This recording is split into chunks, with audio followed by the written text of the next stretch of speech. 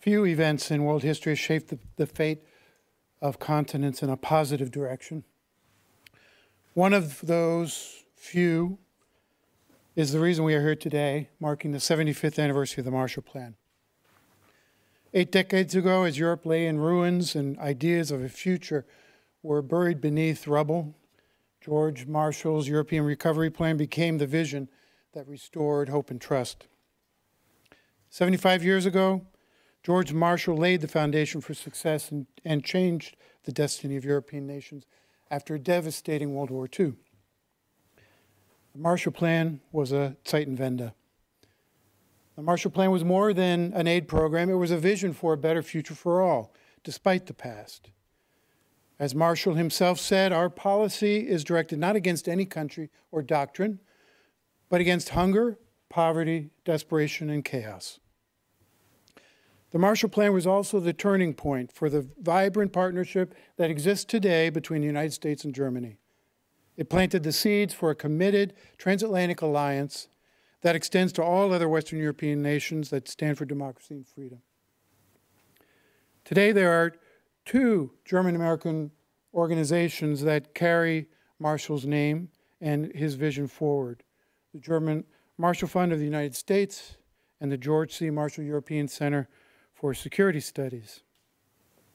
We at the Marshall Center are celebrating our own anniversary this year, 30 years, as a unique German-American partnership bearing Marshall's name. We're happy to celebrate GMF's 50-year anniversary last year.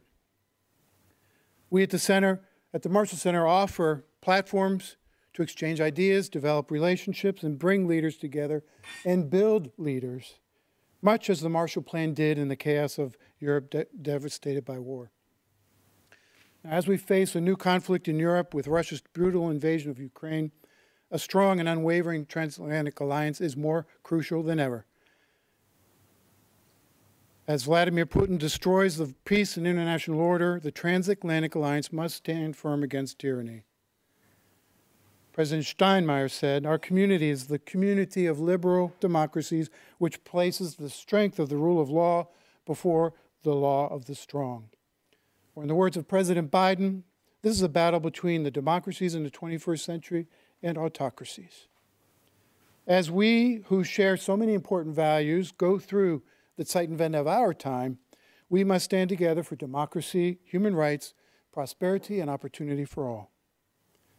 Now, I have the honor to welcome a very distinguished Marshall Center alumni among our 15,000, the Supreme Allied Commander Europe, NATO, and Commander of United States European Command, General Christopher Cavoli, to share with us his vision of the future of transatlantic security and prosperity, and talk with us about the challenges and opportunities in a polycrisis environment and the relevance of the Marshall Plan today, especially in Ukraine. Following General Cavoli's remarks, Ms. Sudha David Wilp, the Senior Transatlantic Fellow and Regional Director, Berlin, of the German Marshall Fund of the U.S., will moderate a discussion with the General. General Cavoli. Ambassador.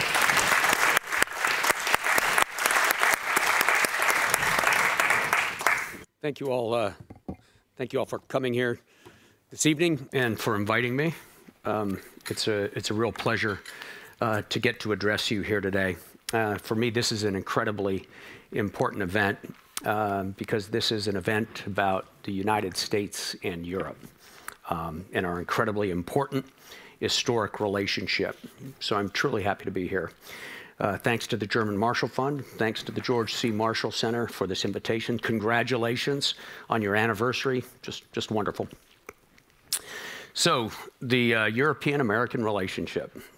Well, I guess I should begin by telling you that I am a product of that relationship. In 1964, I was born in a US Army hospital in Würzburg. My wife, Christina, was born sometime later, I won't tell you how much later, in the US Army hospital in Nuremberg. Our fathers were both American officers stationed in Germany during the Cold War, and so my personal history has been tied up in Germany and in Europe since the beginning. It goes deeper than that, since before the beginning, in fact. My father was born in a small town in northern Italy, which is now a ski resort. And he was raised there until he was a young man. And he came to America after the war. He met my mom. He was introduced to her by my auntie Elena, to whom I am related on both sides. These are very small towns. My mom's parents were from the exact same place. And all four of my grandparents were born as Austrian subjects within a circle of about 100 meters. Yeah, I am lucky that it worked out. So clearly my life is intertwined with Europe, and so is the life of my country. So the US is a very special country. It's blessed, like few other nations, by geography. We have a rich land, insulated on both sides by oceans. It's hard to invade us. We have friendly nations on the continent with us, and we've made those facts a cornerstone of our strategy since the very beginning. But a house has more than one corner, and a house has more than one cornerstone. Another cornerstone has been our relationship to Europe. The US was born of Europe and born because of Europe. It was our goal to be independent and free of the political complications of the European power struggles. But it was also our fate. Our fate, you could call it our patrimony, to be conjoined with Europe in some way. Our political philosophy, and make no mistake, the United States is a fundamentally political entity. It's not ethnic, it's not national, but it's political. It was our political philosophy that begat us, that led to the United States. And that philosophy was European. It was born of the Enlightenment and reflected all that was good in that period. Freedom, the freedom to speak, to write, to assemble, to exist as individuals. So from the very beginning, we were in many ways together with Europe. Our DNA, our philosophical DNA, is to a large extent the same. Doesn't mean we were always friends. In fact, of course, it doesn't mean we avoided problems at all. For Europe is not one thing, it's not one entity, it's many things. Famously, Henry Kissinger once asked a rhetorical question. Confronted with cries that Europe won't like this, Kissinger asked, "Can somebody get me Europe's phone number?" So Europe is a very complex, complicated place, and this can be confounding for Americans.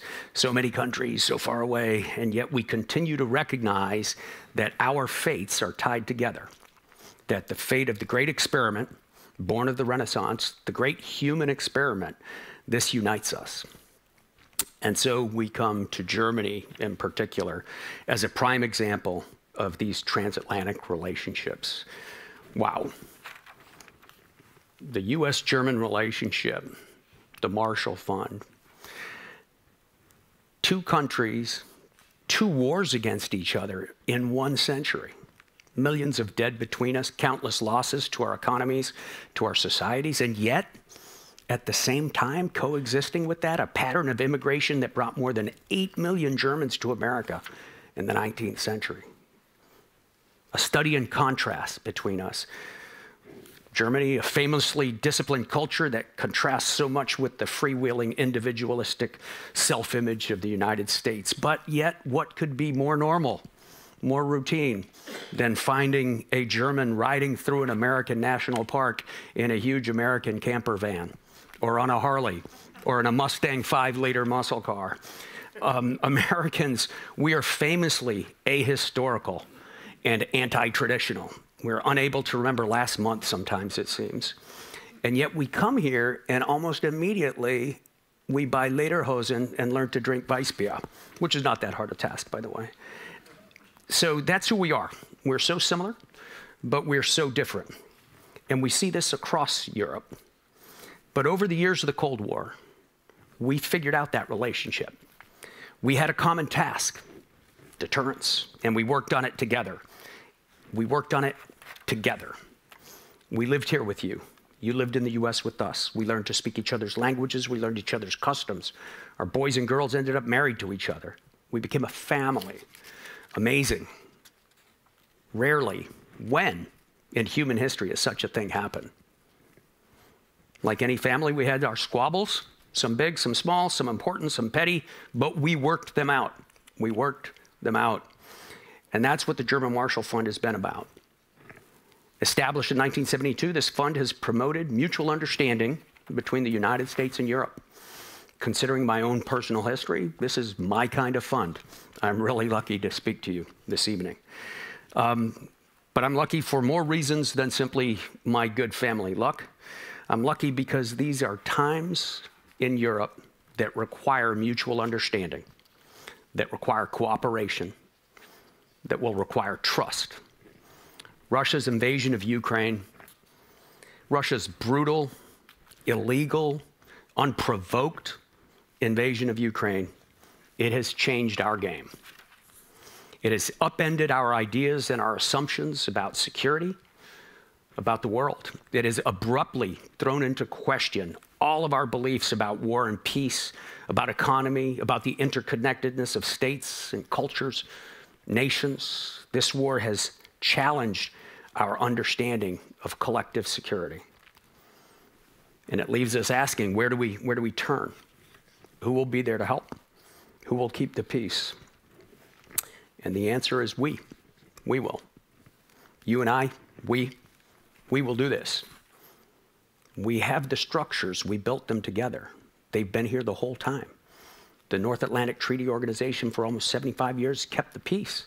The European Union has fostered and established unity, political unity, economic unity across Europe.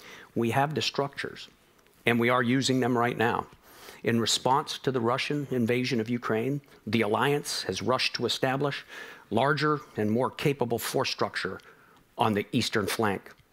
Tonight, I have more than 40,000 NATO troops under my direct command and more than 200,000 more made available by nations if I need them. We have almost 100 aircraft patrolling the European skies right now, almost 100 maritime vessels patrolling the seas.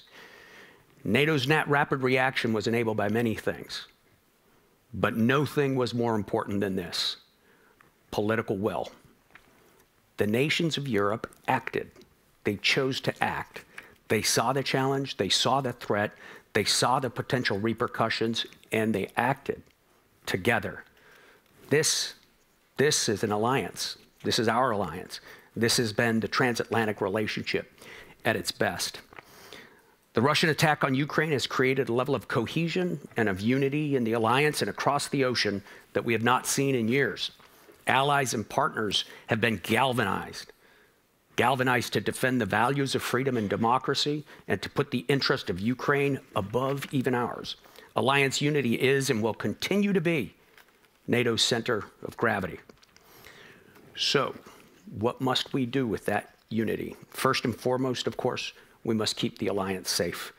30 allies, soon more it looks like, need and deserve to have their territory defended.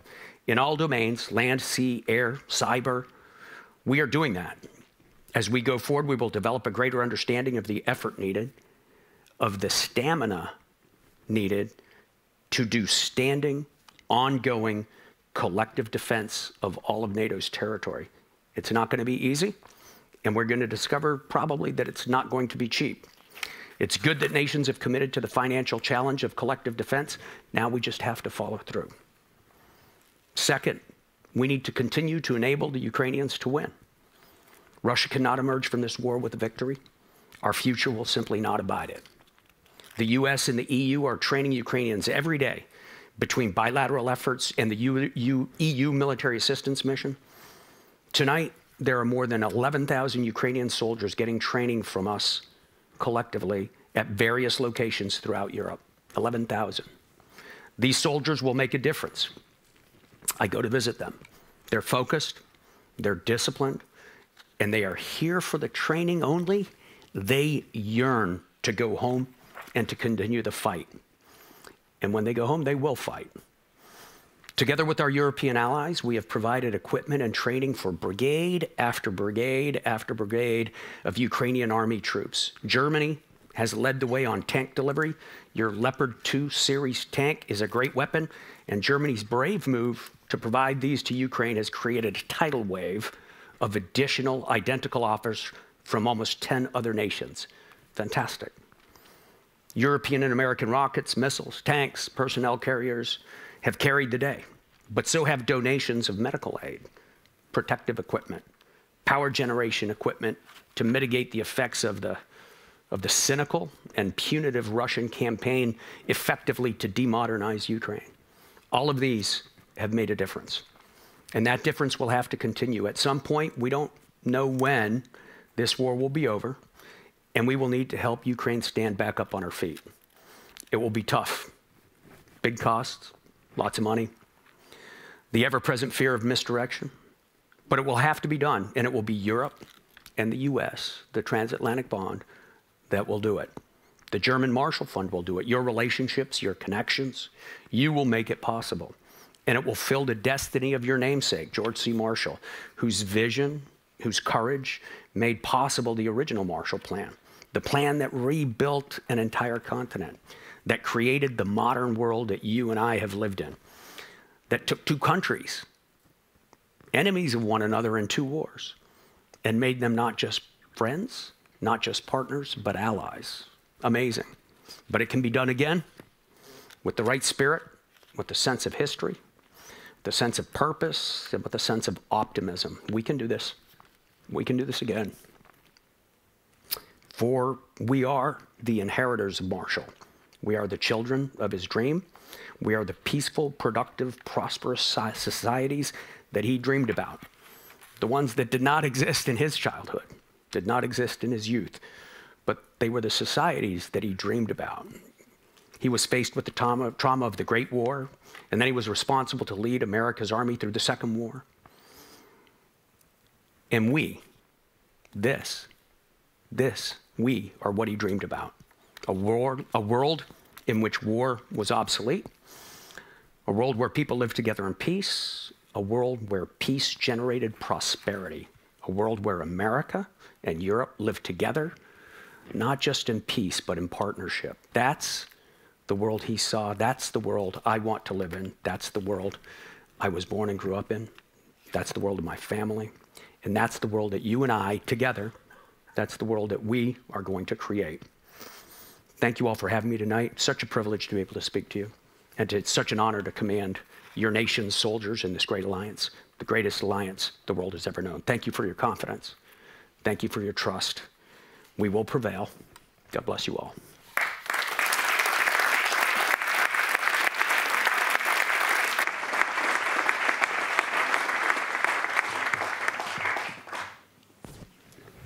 You want that? Thank you so much, General Cavoli, for your really informative and timely remarks. I'm going to just ask maybe one or two questions. Okay. We have about 15 minutes, and then just motion to me, all of you, if you have any questions for the General. But let's start with your, you mentioned that it's going to be hard. It's not going to be easy. Mm-hmm. We need political will. We need stamina. How can political decision makers keep the momentum going when it comes to alliance cohesion and unity, not just for the current crisis at hand, the war against Ukraine, but also future challenges? Just like Secretary Marshall, President Truman, and congressional leaders 75 years ago had to go out and explain to the American people why this was important. What would you say? I know you're not a politician, but what would you tell political leaders on both sides of the Atlantic? So I think the first thing really is to keep the conversation going. Don't let these important issues fade to page 6 of the newspaper. These are important issues that we have to continue to think about and to engage on, and it's going to take all of us. I mean, not just political leaders. It's going to take the constituents. It's going to take the military and everything. The second thing is on me. I've got to produce results in the alliance on our transformation back into an organization fit for the purposes of collective defense. This is our charge in the new strategic concept, and it's largely my job to make that happen. So I have to produce the plans and the requirements for nations to look at and decide whether or not they're going to fulfill. So we've got a part as a military in this question of sustaining political will too. And then the last thing I would do I would say, is we need to continue looking at Ukraine. The closer you look at what's going on in that country, the more sure you become of our purpose. It's just tragic. It's senseless. It's terrible. Thousands and thousands of people killed, thousands of apartment buildings destroyed, cities ruined, the ground poisoned. We have to continue to look at that to keep ourselves going. And I mean, you also mentioned cyber as a future challenge, or current challenge, sure, as a matter of fact. What do you expect leaders will be discussing at the NATO summit in Vilnius over the summer? So I think everybody's working toward that right now, and there are a bunch of items that are kind of going through the sausage-making process to see what's going to be ready for Vilnius, and I think we can expect to hear discussions about the planning that we've been doing in Allied Command operations and the consequences of that planning. So from my perspective, that will be a big outcome, likely at Vilnius. And then there will be a variety of other political ones. There's discussion of defense investment pledges and things like this, but I don't know how those are going to go. So what do you think the state of readiness is right now with NATO member countries? If you look across the alliance, are countries keeping pace with transformation? Yeah, there are very serious efforts. They'll be greatly aided by all of the significant pledges of more defense investment that have come up, especially in the wake of the Ukraine war. I would say nations have good plans for modernization. They just have to be executed. I would say that the regional plans that we're developing at Allied Command operations are going to help, because we're going to indicate what type, size, and quantity of forces we need. It'll be the first time in 30+ years that the alliance has plans-based force structure requirements. So this will, in effect, be a blueprint that nations will be able to use to help guide their defense investments. Okay, so I'm looking across the room. If there are questions, I see a lot of hands.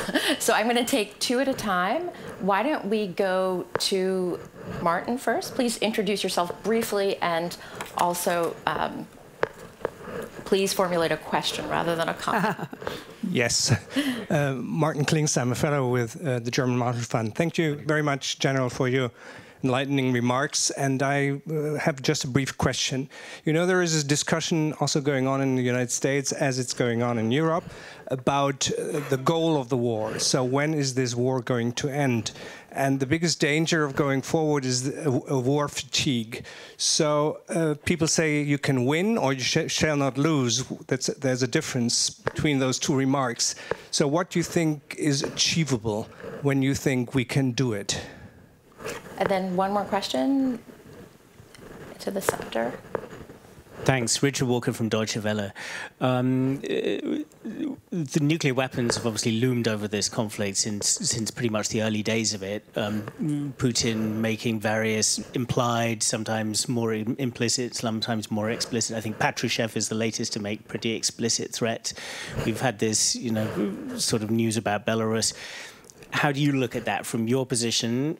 How do you think about that? What does it mean for the kind of planning that you're doing? Okay, let's stop here. And if you want to first, when is the war going to end? Sure. War fatigue setting in. We don't know when the war is going to end. Most nations have some policy that reflects the following approach. Ukraine decides what its goals are, and Ukraine therefore decides when it's appropriate to end the war. That leaves a wide range, a spectrum of different possibilities, some more favorable and some less favorable. But it's simply too early to predict how and when the war will end, I would say. I do note that the dynamics are variable over time. As I sit here tonight, I feel like Ukraine's in a fairly good position to continue. With regard to nuclear stuff, really hard to talk about publicly, obviously. especially my role in it. I do think that too much, that belligerent talk about employment of nuclear weapons is irresponsible. I think most of our national leaders in the West have made that clear to the Russian side, and it's something we keep an eye on. Okay, so I have 3 now for this round. You, the gentleman right there, and then we're going to go here and then to the top of the room. Thank you, General, for the steering words. I'm Johannes Sträter. I'm a junior staff officer with the German Armed Forces, and I'll be taking over a new position starting next week with a NATO Force Integration Unit in Poland. And my question actually is what is your perspective and some insights and thoughts maybe on Poland's role in all of this as a frontline nation and as a transit nation, of course, and one of the most important partners of the US in Europe. And at the same time, of course, whenever you stop by, you're very, very much welcome there at the NATO Force Integration Unit. Whenever this should be the case, we're honored and happy to have you, sir. Okay, and then in the front row, if you can just pass the mic over. Wonderful. Hi, Rika Havertz from Zeit Online. You mentioned Germany and the delivery of tanks, and from your perspective, is that enough? And what else is needed? And can the alliance keep up the pace of what is needed? Okay, and then should we go ahead and take one more question? Up there, Matt Karnachik, you have a mic at the desk, yeah.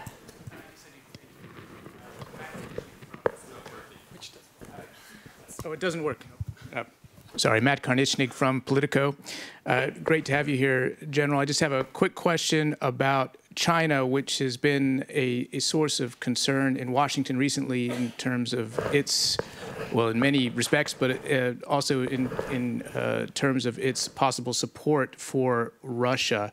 And I'm just wondering if you've seen any signs that China is supplying Russia with arms or other support, and also the role of Iran in this conflict, which is obviously already delivered drones there. Thank you.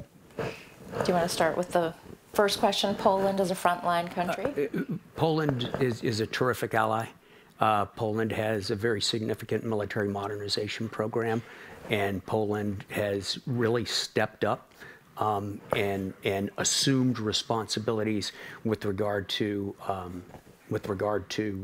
helping the Ukrainians, as well as forming an anchor point for the collective defense of the eastern flank. So we're always happy to see Poland taking on these tasks. And I will come visit your nephew one of these days. Ma'am, your question was on tanks. Tanks, exactly. Is it enough? Any general, I would always want more, right? What is clear is that as we consider equipment transfers, that we have to balance our own readiness against Ukrainians' requirements and get that balance right. So that's something that each nation has to work out on its own, and that's one of the factors that we take into consideration when we're trying to figure out how much we give. Can we keep going? We can do whatever we want. I mean, we're a very powerful alliance. We're made up of powerful nations with big economies. We can do what we choose to do, as always. And the last question was on China, and any information on, or what are your thoughts on this sort of partnership of convenience right now between China and Russia? Yeah, obviously it would be difficult for me to talk publicly about what we do or don't know about arms transfers. It is important to note which countries around the world have chosen to condemn Russia's invasion and which ones have come to some accommodation with it. And China clearly has come to an accommodation with it. It's probably, China is certainly a growing challenge European security as well as North American security, and I think we're going to see that challenge loom as we go forward into the future, related or unrelated to its relationship to Russia. This gentleman right there in the second row. So thank you very much for your inspiring lecture. I learned a lot, and I learned that your bonds are still strong. Thank you for that. My question is, to pick up your picture, we have family. We have family on both sides of the Atlantic pond. Yeah. What kind of advice can you give us for lessons learned from the current situation, not only from the Ukraine war, but also how we approached it during the last year here in Europe and also in the US? So what would you tell your cousins here in Europe from the American perspective? What should we learn from in the European side, and also what we should learn, maybe increase on the NATO side? Thank you very much. Sure. I think the lessons are largely the same. A couple of them. Resiliency as a national characteristic is extremely important. The resiliency of critical infrastructure, the resiliency of people, emergency services and things like that, very important. We've seen where it works in Ukraine and where it hasn't worked in Ukraine. And I think European nations should take a look at that. I include in this national infrastructures such as telecommunications and other data flow infrastructure. I think the second thing we see in this is the importance of civilian leadership.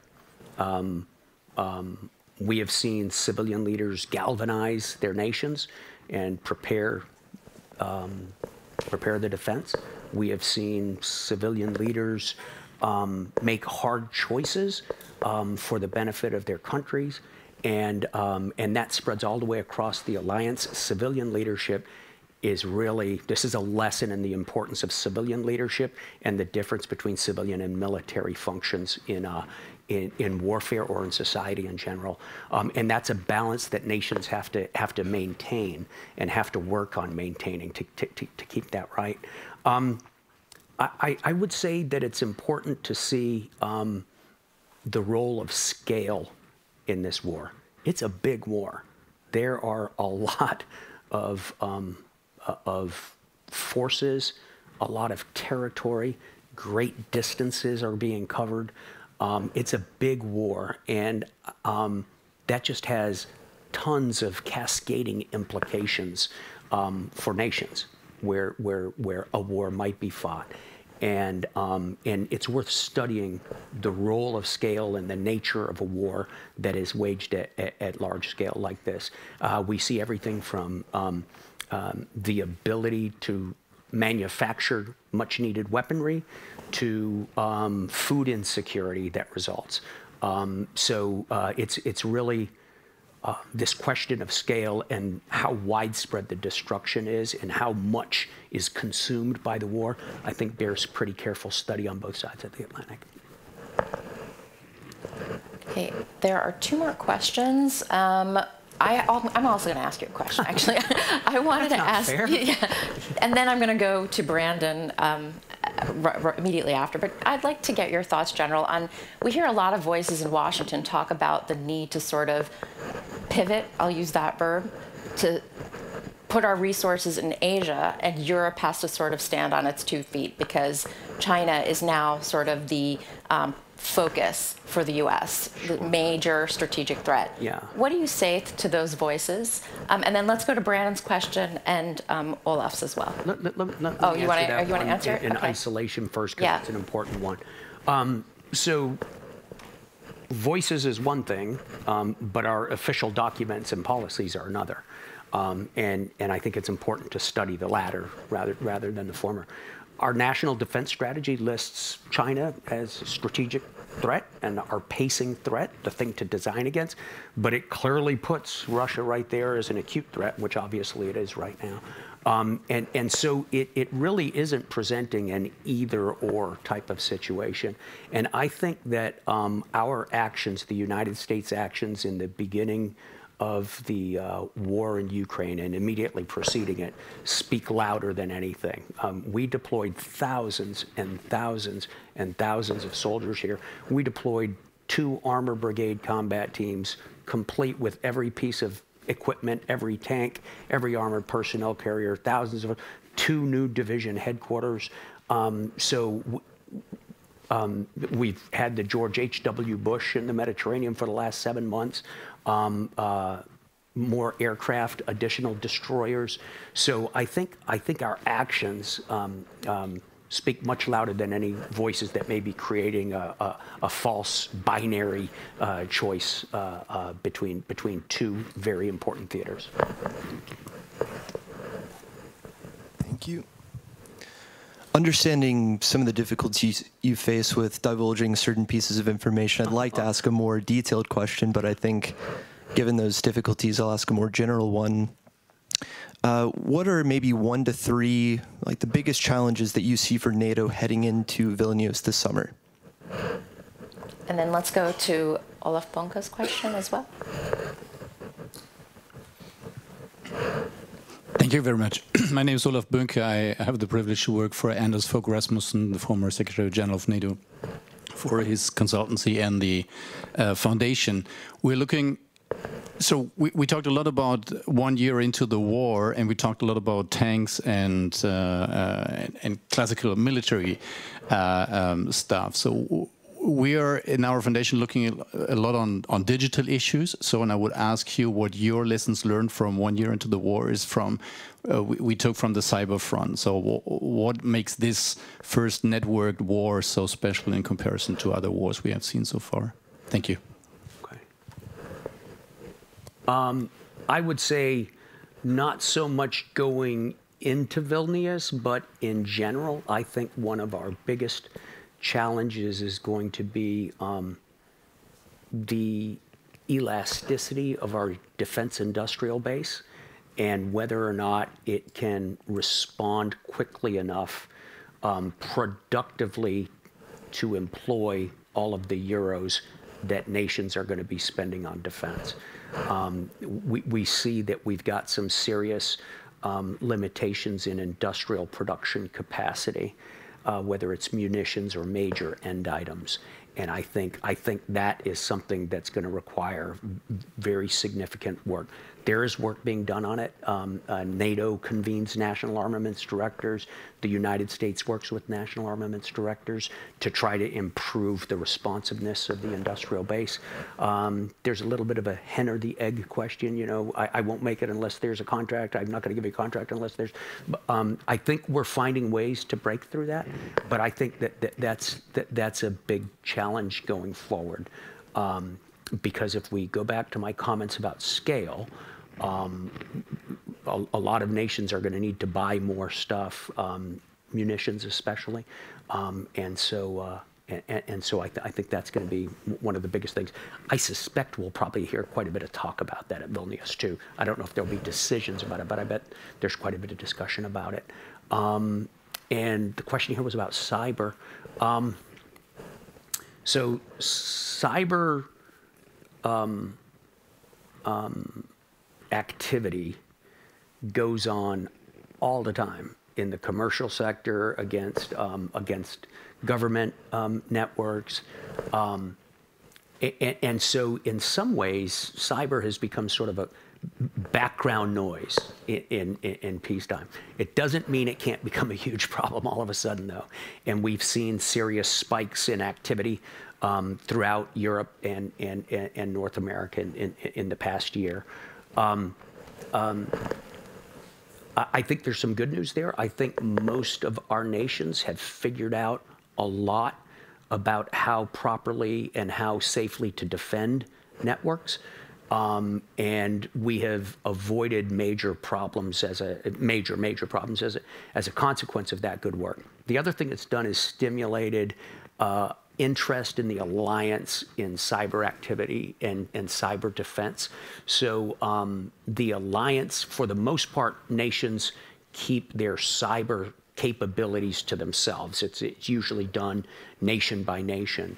But the alliance as an entity has also become much more active in cyber defense. And we thank certain allies for their groundbreaking work in this, such as Estonia with their Cyber Center of Excellence. I think as we go into the future, cyber is going to end up being one of those things that's a feature of conflict and is a feature of competition, but probably is not going to be, you know, the silver bullet or the dominant consideration at any given time. Okay, we're running out of time. I don't know if there's anybody else with a burning question. Otherwise, I'm going to wrap it up and just ask you, General Cavoli, you know, you're in Berlin. Tell us what you think about Zeitenwende, and do you think that this is also, this time it's different after, you know, so many years of hearing about NATO commitments and also just in general about Europe also taking more of a role in burden sharing? Do you think this time it's different, not just for Germany, but all around the alliance? Yes, all around the alliance. I think it's different. You know, sometimes it's necessary to step back and to look again and remember what exactly has happened here, right? A large major country invaded another major country in Europe and has been conducting for more than a year an extraordinarily destructive war like something out of a different century. That's been an enormous alarm bell. That's been an enormous wake-up call. Germany's Zeitenwende is going to go great. I spent some time this morning with Minister Pistorius, and he is very seized of it. But across the alliance, we see the same approach, and I think it's good. You know, history has sort of returned, and we've got to look at it, and we have to contend with the world that we've got. I think we're off to a great start in the alliance. The unity is greater than it's been in years and years and years. Our political will has been strong and sustained, and we have the military activities and plans to bring that political will to useful, productive purposes for the alliance. Thank you so much, General Cavoli, for your time today.